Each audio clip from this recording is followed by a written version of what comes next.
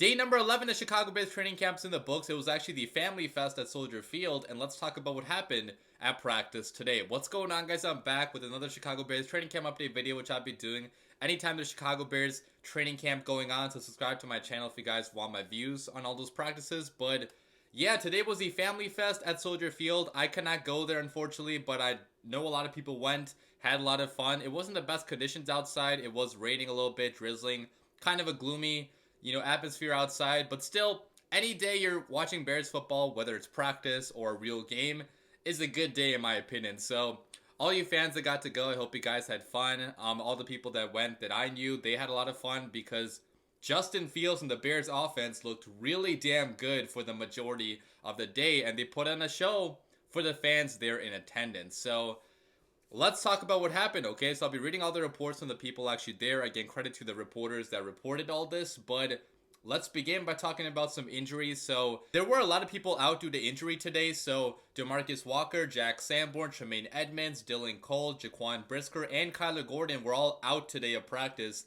due to minor injuries. Now, none of their injuries are supposed to be that severe. They're probably only going to be out for just a few days.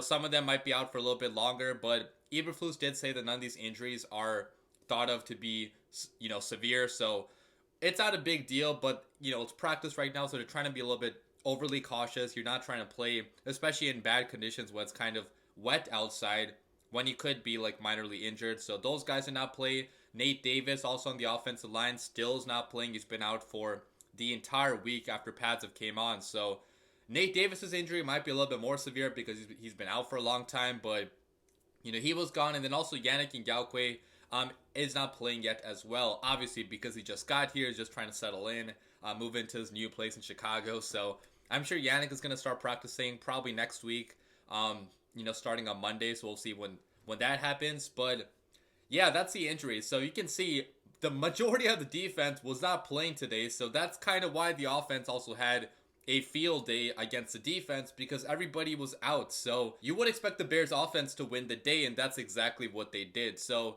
going to the reports about practice, they're mostly focused on the offense because basically all the plays were made by the Bears offense today, at least on first team. Second and third team was more won by the defense according to reports, but we care more about the first team obviously because those are the starters this year. And talking about the one-on-ones, according to Greg Braggs, he said that when the one-on-ones began, back-to-back beautiful catches by DJ Moore and Darnell Mooney from Justin Fields. DJ brought it down from his shoulder. Both came to the ground and completed the pass. Not easy in the wet conditions. So good to see them making pretty spectacular catches in bad conditions, because we all know that at Soldier Field, when the season starts, there's going to be a lot of bad conditions going on. There's going to be rain, there's going to be snow sometimes. So you have to be able to catch the ball even in those bad conditions. And today, both Mooney and Moore showed the ability to do that in one-on-one. So love to see that. Going to the next report. So according to Philip Charles, I believe this is on the 11-on-11 team session, he said that play action by Justin Fields looks for Moore, who takes double coverage down the field, but then he goes to second read in Claypool and drops it right in over a defender on the sideline for a big gain. Fields falls after a run play by almost dropping a ball into a near impossible window, holding on the defense despite the incompletion. So this was actually to Darnell Mooney, I found out from a different report. So the second play was deep bomb to Mooney. A really good throw by Justin Fields, but unfortunately Mooney could not hang on. And anyways, it was defensive pass interference. Holding. So two really good plays by the offense back to back. And I'll put the video of the pass to Claypool on the screen right now. Credit to the guy that posted this, but love everything about this play. Okay, perfect throw, perfect timing by Justin Fields, perfect route, perfect catch by Chase Claypool. And I love that Justin Fields did not force the ball to his number one read in DJ Moore, because DJ Moore is being double covered going down the field. So Fields calmly sat in the pocket, went through his reads, got to the second one, and found Claypool wide open, delivered an accurate ball over the head of a defender, and it's a big play for the Bears offense. So love to see plays like that. And then after that, he also hit that, really good throw in a tight window to Mooney, but I couldn't find video of this. It was holding anyways, it was incomplete, but still good to see him attacking downfield to Mooney like he has, throughout his NFL career so far. But going to the next play then, according to Dan Wiederer, so he said that crowd please, and Justin Fields hits DJ Moore for a 19-yard touchdown to cap off a 74-yard drive for the Bears first team offense. And I'll put the video on the screen right now, but you guys can see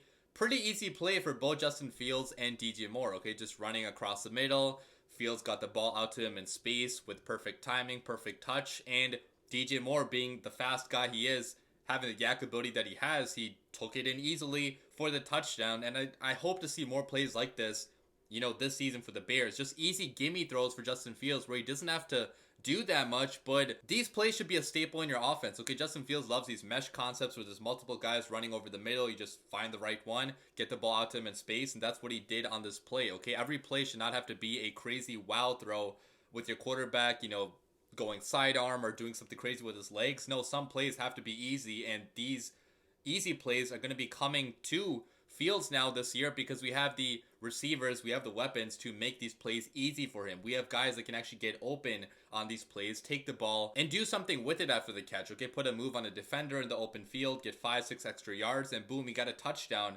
for free. So, love that these plays are now coming to the Chicago Bears offense easily, and we actually have a short to intermediate passing game, it seems like, so far in camp. So, love to see that. But going to the next report, so according to Josh Schrock, he said that the Bears' first team offense has a good day in the red zone. Fields hit Cole Kmet for a 12-yard touchdown and then hit Chase Claypool for an 8-yard touchdown on the next play. Fields felt pressure, moved right, and threw a strike to Claypool. And we actually have video of this. I'll put the video on the screen right now. But guys, I guarantee you last year, Justin Fields would have ran with this football. The second he saw an opening, he would have been gone through there and he probably would have scored a touchdown. But I love that he's now trying to make plays with his arm instead, because you can't always be sacrificing your body as a quarterback. You have to have your body be healthy to be on the field, for the Bears. So far, Justin Fields has not played a full season for the Bears. Last year, he did play majority of the season, but still, like, taking as many hits as he took last year, it's not sustainable for the long term. So the ability to keep your eyes going down the field, still use your mobility, okay? It's not like he's not using his mobility at all on this play. He is, okay? That's how he got out of the pressure and avoided the pressure. But instead of taking it all the way then with his legs, he uses mobility to buy that time, but then find somebody open with his arm. Chase Claypool, which absolutely love to see that. Okay, that's growth, that's progress out of QB1. Going to the next play then, according to Moriano, he said the nice pass from Justin Fields to DJ Moore along the left sideline in 11-on-11s. Fields threw the ball before Moore got out of his break. Nice throw and anticipation on that completion. And the key word here, guys, is anticipation. That's been the main talking point among media heads.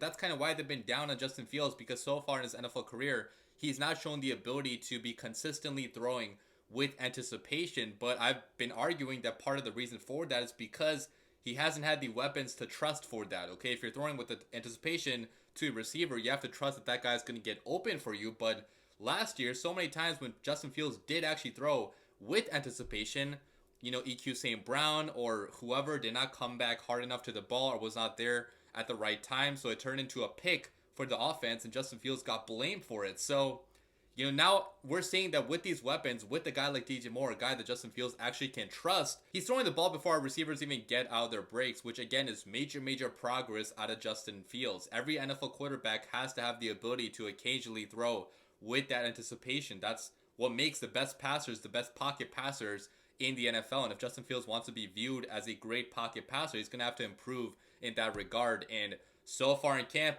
guys, again, he definitely is improving there. But going to the next report then, according to Phillip again. So first team offense comes out to face the first team defense from the 10-yard line to finish practice. On the very first play though, Fields drops back and attempts to hit a receiver in the corner. Jalen Johnson was not having any of it. He covered Kmet on the flat but kept his eyes on Justin Fields. Immediately dropped back when the pass was thrown and picked him off with a leaping INT. So really good play by Jalen Johnson, it seems like. Also not a good play by Fields, but this seems to be the only big mistake he made in practice today. Otherwise, he was basically perfect. So, I'm not sweating this INT too much. Really good play by Jalen Johnson. And it's about damn time the defense made some type of play today because they were getting torched and gashed the entire practice. So good to see CB1 stepping up and getting the pick. And if Jalen Johnson, guys, by the way, can get more picks this year, he's definitely going to get that extension, at the end of this year if he does not get it before the season, because getting interceptions, getting turnovers was the main point of emphasis that Eberflus, he's been wanting to see out of Jalen Johnson. So far in his NFL career, Jalen Johnson has not had very many picks, but if he can get those turnovers too on top of being a lockdown defender, then he's going to earn as much money as he wants. So hopefully that's a sign of things to come for Jalen Johnson. But then right after that, guys, they actually had another crack at it. So the first team offense came back on the field, and then, first down, Justin Fields scrambles for 5 yards. But then on second and goal from the 5, Justin Fields buys time in the pocket and throws a damn needle down the middle to DJ Moore for the touchdown. Amazing throw, threaded between 2 defenders despite good coverage. Only DJ Moore could have caught this. And again, I'll put the video on the screen right now, and you guys can see, man. I mean, that is a beautiful, phenomenal throw by Justin Fields. I can't believe he actually fit this ball into that tight of a window where, again, only DJ Moore could make a play on it. Now, he did have all day to throw this football. In real game situation, he's probably not going to have that long, so the offensive line definitely held up here, but still, okay, the ability to be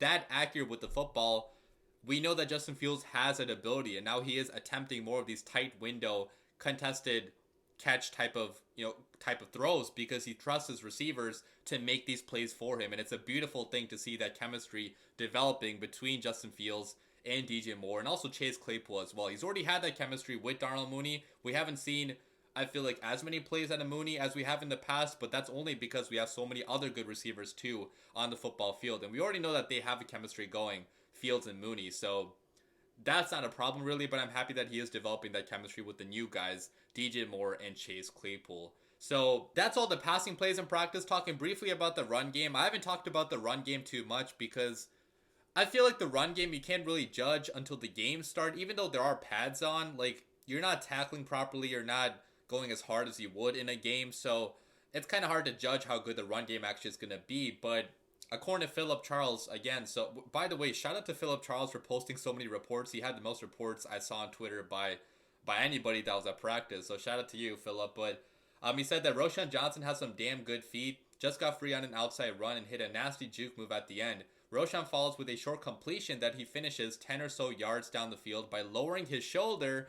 Watch out for the kid, he has the tools. And this is exactly why I'm super, super high on Roschon Johnson as the RB1 eventually for the Chicago Bears. I'm not sure when that's going to be, maybe after week 7, week 8, but I do think eventually this season we're going to be seeing Roschon Johnson as RB1 because he's the most all-around, well-rounded back on the team. He's the best pass protector probably. He's got the best combo of vision, speed, and power, and if he can improve that pass catching ability as well, he's definitely going to be RB1 on this team. He has the highest ceiling out of any running back on the roster, and he's also got the freshest legs too. You guys have to remember he played behind Bijan Robinson during college, so he's not even had that many carries in college football. He still was very, very efficient in the carries he did have in college, and if he wasn't playing behind Bijan, he easily could have been, a second or third round pick. We're lucky to have gotten him in the 4th round. So watch out for Roschon Johnson, man. I'm on the RB1 Roschon Johnson train. We'll see if that actually ends up happening this year, but I definitely think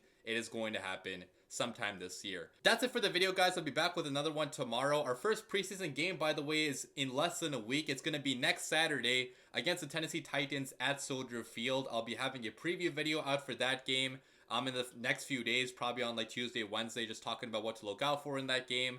It's only preseason, so we're not like focused too much on this, but still, it's going to be a real live football game for the Bears. It's going to be a lot of fun. Can't wait to talk about that and watch that. But leave your comments down below, guys. As always, bear down.